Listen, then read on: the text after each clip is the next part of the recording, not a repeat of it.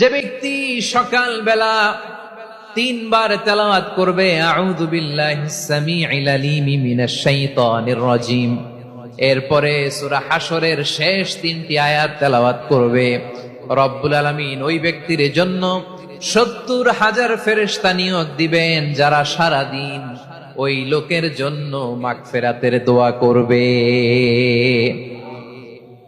শুধু এখানেই শেষ নয়, বিশ্বনবী ফরমান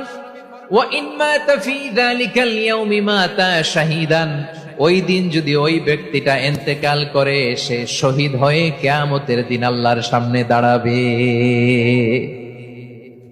সকালবেলা যদি পড়েন তিনবার আউযু বিল্লাহিস সামিউল আলিম মিনাশ শাইতানির রাজিম তিনবার পড়ে সূরা হাশরের শেষ তিন আয়াত যদি তেলাওয়াত করেন, তাহলে আপনার জন্য আল্লাহ তাআলা ৭০,০০০ ফেরেশতা নিয়োগ করবে।